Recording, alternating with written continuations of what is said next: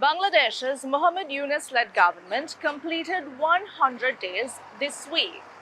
Despite the refrain of having no magic bullet, voices against Yunus appear to be on the rise, especially with skyrocketing prices, rising unemployment, as well as the lack of a political roadmap. Is the legitimacy of his government under a cloud? Here's more. He took charge at possibly the most turbulent time in Bangladesh's history, a breath of fresh air backing sweeping reforms. He was up against double-digit inflation, massive capital flight, shrinking reserves, and a heavily strained banking system. To its credit, the Yunus administration has brought a semblance of stability. At least the economy is moving. There are steps to rebuild reserves, reform banking, and retrieve bad loans. Commissions to reform national institutions are in place. Mob violence is down to a minimum. When we assumed responsibility, Bangladesh was a completely unprotected country. During this time, there were attempts to spread unnecessary panic among religious minorities. In some cases, they were subjected to violence. However, the narratives surrounding these incidents were completely exaggerated. The few incidents of violence that did occur were primarily political in nature. But the little progress made has been painstakingly slow, and there are signs of things going downhill.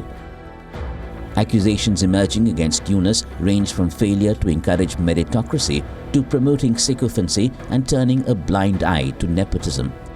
Several of his recent appointments smack of favoritism to friends or relatives. Perhaps Yunus's biggest failing has been the absence of a roadmap for a return to democracy. All constitutionally legitimate caretaker Bangladeshi governments between 1990 and 2001 have held elections as mandated within 90 days.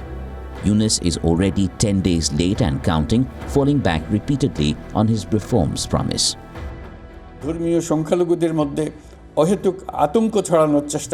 We want to establish an electoral system that can be followed for generations to come. This will save our country from recurring political crises. I'm asking you for the necessary time to achieve this. Once the decision on electoral reforms is finalized, you will soon get an election roadmap.